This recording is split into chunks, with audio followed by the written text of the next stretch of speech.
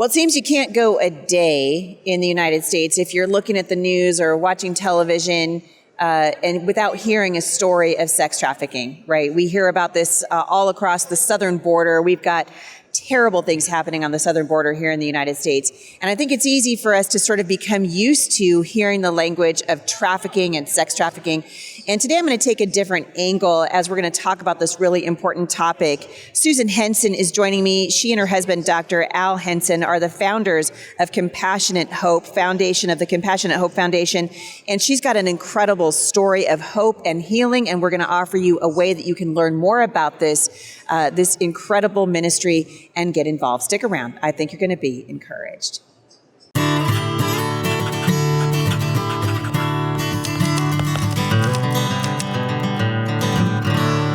Well, thank you guys for joining me. As you can see, this is part of my series From the Floor here at the National Religious Broadcasters Association. We are cranking out the interviews. I hope you guys are enjoying it. And it's giving you a window into some of the things that God is doing all across the country as it relates to men and women in full-time ministry, men and women particularly that God gives platform to. My guest today is no exception to this. I met her here and I love what they are doing. And we're going to jump right into this important topic. Susan, welcome to the show. Thank you, Heidi. Thanks for having me. You're welcome. So tell me a little bit about you and your husband and kind of your background, because that background is what's led to the passion that's driving this ministry. Absolutely. I'd love to.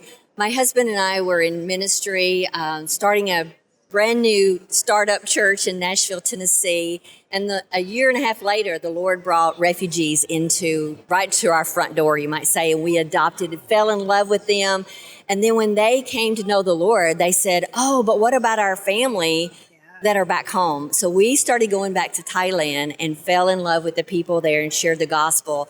Then they would say, oh, but what about my family across the river in another country? And so we started walking among and serving the persecuted believers. And one of the things we did, we said, we promise that we'll take care of your family if anything ever happens to you. And so that really has actually happened. We have 18 people that we have discipled that have been martyred for their faith. And we are taking care of their families and their wives and helping them to be sustainable. But while we were walking among this dark, dark culture, there was another darkness that we saw, Heidi, that was just overwhelming, and we could not get away from it. And we saw how dark the darkness was. We saw how dark the depravity of man was. And 35, 40 years later, instead of my husband and I retiring, we refired and we established Compassionate Hope Foundation. And that is primarily to offer homes of hope for children that have been abandoned, abused, being tracked down to be sold as child brides, labor trafficked, sex trafficked. Just any kind of, every story of our children are just, they're heartbreaking. Since 2010, we've rescued over 1,000 children. And one of the promises that we have made to these children is that we will walk with them and love them as family all the way through university, Bible college, or a VOTEC opportunity to give them a hope and a future that they would have never had. So it's interesting to hear you talking about this, because the questions just kind of swirl around my mind. You know, where do you find these kids? Do you hear about them? They come to you. So share with us some of the stories to help us sort of wrap our arms around what you're talking about. I would love to. The first one that comes to my mind is a story about one of the child brides. It was two sisters. Their girls' names are Yang and Ying. They were 15 and 14, but this is about a child bride. And it's a hidden, you might say, hidden practice among their culture that we were not even aware of. Is it a religious practice? Are we talking about a particular religion, or is it just a cultural anomaly to that area? I think it's more of a cultural anomaly, really, because it's not in every village. And this is more of a village that a group of people, they're called the Hmong people, and they've migrated into Thailand. But let me just briefly tell you the story. So we get a phone call one night from Yang's mom, and she said, my daughter's being tracked down to be taken and stolen as a child bride. Now, let me tell you the background of this. Yang, just weeks before this, had been dancing in a cultural, tribal festival. It's a Buddhist festival. An older man who was in his 40s saw her, wanted to marry her, went to her father and said, please, can I marry her? And Yang was like, no, Daddy, no, please, Daddy, no. And she was concerned because her father was considering this. But what happened is Does he get money for that? He will get money for that. And so, but he's also got 9 other children to feed. So he's thinking, well, if I don't, have her marry this man, I've got to find a job for her because she graduates from 9th grade. And that's as far as their school goes in their region. Wow. And so he's thinking logically, but not about Yang. And finally he says no. But when the man leaves, he says something, and in a very angry voice, he says, I will be back.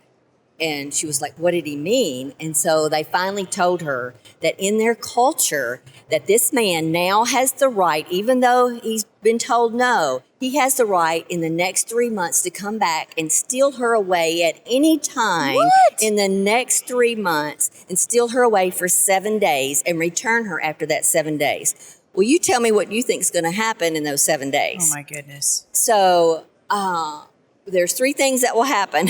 One is he will return her and he will pay a fee because he's been with her. 2, he'll pay a dowry because she's changed her mind that she will marry him, and that's what he's hoping that will happen. And thirdly, if she gets pregnant, she has to marry him.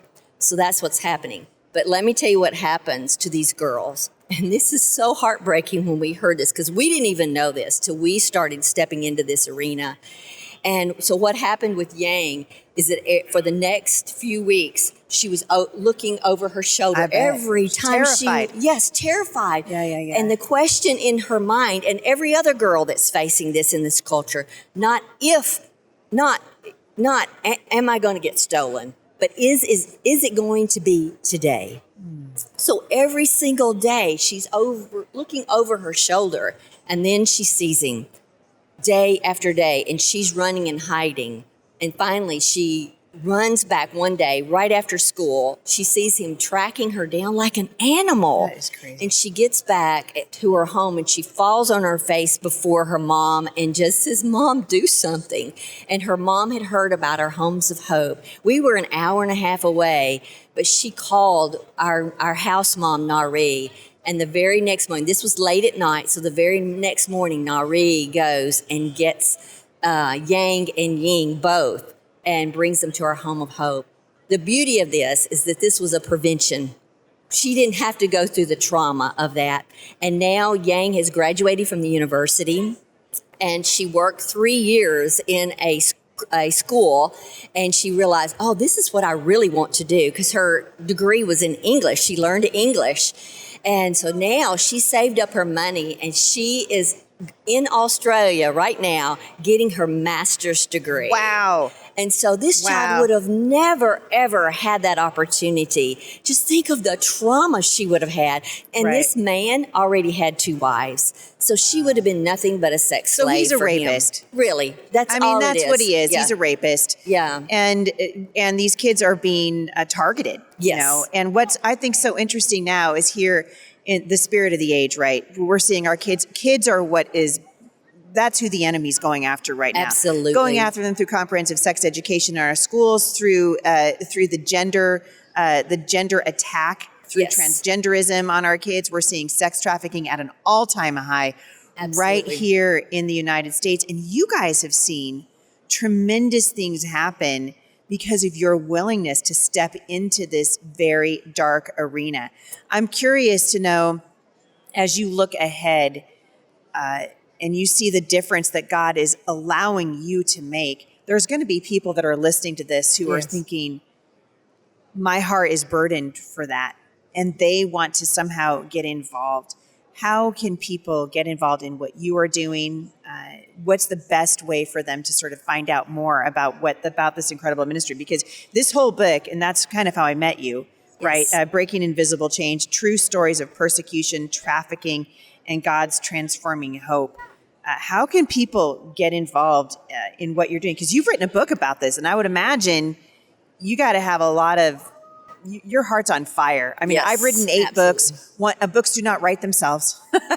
You have to have an inspiration behind you. Yes. So I want you to kind of tell us what inspired you to write this extraordinary account, and then how can people get involved? Yes. Well, first of all, they can always go to our website. It's compassionatehope.org. They can write in and they can email me at susan@compassionatehope.org. We also have the book trailer there, and it's just compassionatehope.org/breakingchains. So they can go that and find that. We have the audio book on, and it's dramatized on Amazon if they'd rather do that. But we love to connect with people. But this is just such a heavy burden upon my heart because these are our kids, and I've been there. I've held these kids in my arms when we have rescued them, and it's such a passion of mine to see that these children have a hope and a future that they would have never had. But also what makes this even more a burden of what's happening in the Philippines is because my son is the director there, and he's rescuing and fighting the number one injustice in all the Philippines. And literally, there are thousands of children being ravaged in the Philippines every single day. Are they mostly girls, or are they boys also? It is both. It is both. But this is a silent epidemic, Heidi. Nobody's talking about it. So thank you for allowing us to be a voice today, because this silent epidemic is called OSEC. The acronym is for Online Sexually Exploited Children. Now, these children are being put in front of a camera every single day, but it's not just them doing a show. They're being forced by many of them, 70% by their own family members, many by their own mothers, and they're being forced to do horrible acts in front of the camera, and no matter what gender, no matter what age, whether it's an infant or an 80-year-old grandfather.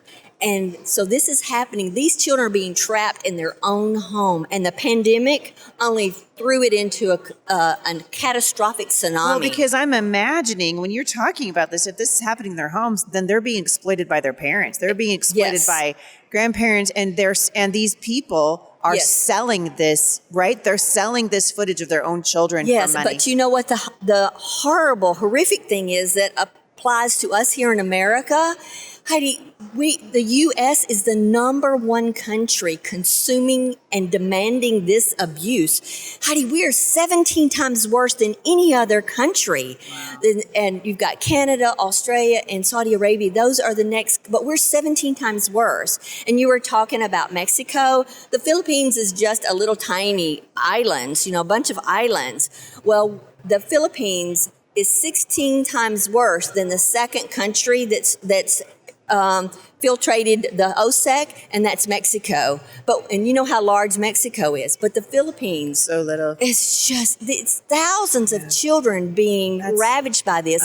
But the beauty is my son is the director there, and he's the one that's been rescuing these children. And there's one story, if you have time, I would love to tell about Twofaced Ellie. If you have time, Ellie was trafficked first by her aunt. She was 9 years old, and one night, 2 o'clock in the morning, her aunt wakes her up in the middle of the night and said, Ellie, wake up. I have a friend, and he wants to say hi to you. She's 9 years old. She has no idea what's about to happen to her. And she's put in front of a camera, made to do horrible things. And she goes back to bed, and she just cries out. She says, I was so sick at my stomach, and I cried myself to sleep. But I had to go to school the next morning, so I put on this fake smile that I'm okay, Ellie face. And she said, then that night I had to put on this dark mask. And for the next months, she was trafficked by her aunt. But 3 months later, her mother comes and gets her and takes her home, and she thinks that she is free from her monster, but that's not the case. 3 days later, her mother wakes her up and says, Ellie, wake up. I have a friend. His name is Peter, and he wants to say hi to you. And so for the next years, from 9 to 14, Ellie was trafficked by her mother and her aunt. And she says, I was like a two-faced robot. And it was like every morning I would fold my blanket and set it aside. That's how my soul was. I had this darkness that came over my soul. But if you don't mind, I would love to be able to read the poem just before she was rescued, because she was at a point. Something that she wrote? I wrote her story from her healing journal after my son was able to rescue her into the home. And I tell you, this is powerful. But she was at a point of almost suicide because of what was coming against her own soul. And the title of the poem is called "Rescue Me," and this is from her own words. And because this is what she said, "I ultimately lost myself. I let the darkness fill me, and I wanted to die. I wrote a poem from the words that ran through my mind and heart over and over every night." And here's the poem: "Rescue me, help me. Monsters are chasing. Can't you see? Monsters are whispering. Can't you hear? Monsters are shouting, you're nothing. Can't you feel my pain? Monsters are pushing. End it all. Just jump. Can't you hear all the whys I'm asking? Monsters are laughing. Ha, ha, ha, ha, ha. You're all alone in this darkness. Can someone please rescue me?" And this was just before she was rescued. And when she first came into the Homes of Hope, she said, I put on my Smile, I'm okay, Ellie mask, because I was afraid, because I thought everybody were monsters. And I was afraid if the people in the Homes of Hope really knew who I was and what I had done, they wouldn't love me or care for me. But she found just the opposite. She found love being poured into her. And she finally, about 3 months later, she came to my daughter-in-law, Kathleen, who's from the Philippines, who was raised in the slums of Manila and has such a heart and passion for these girls. And she was able to share her own story of rescue.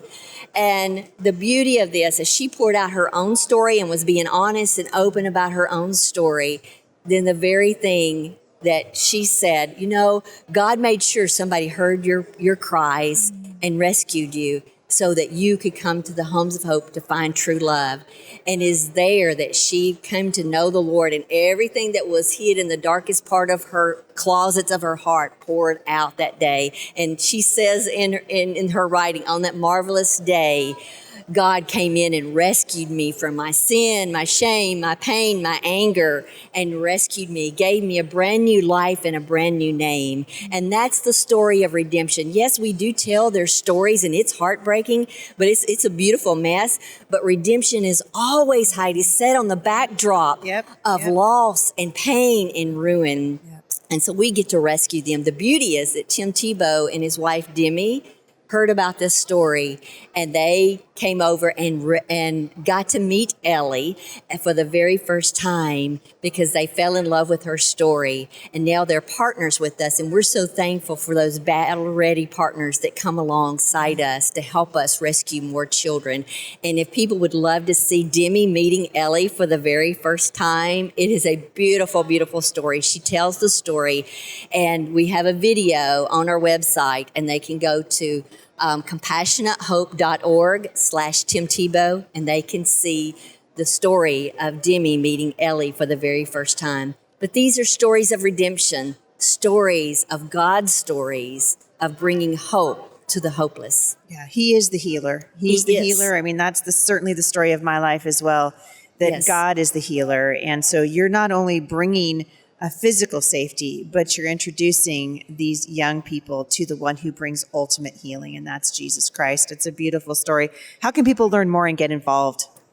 We would love for you to contact us. You can go to info@compassionatehope.org, and that'll be an email directly to us, or just go to our website, and there's ways that they can get involved. If they want to go, and I tell people, go risk love. You don't have to have credentials or know how to do anything. Just go and sit down on the ground, on the floor, and your lap will be filled with love, because these kids, that's all they really need, is to be shown God's love and what real love really is. Wow, it's extraordinary. Susan Henson, thank you for coming on the show with me. I really appreciate it. Stay in touch. I'd love to hear what God does. And again, that book is Breaking Invisible Change, True Stories of Persecution, Trafficking, and God's Transforming Hope. Thank you guys so much for watching here at the Off the Bench podcast. Thank you again, Susan, for joining me. I really appreciate it. Yeah, great. Thank you. For more information on today's guest, you can go to HeidiSt.John.com/podcast. Scroll down to the show notes. If you have a question for me, the way to do that is to reach out to me, HeidiSt.John.com/mailbox Monday. Thank you guys for listening. I hope you've been encouraged and inspired as I have been, and I will see you right back here again at the intersection of faith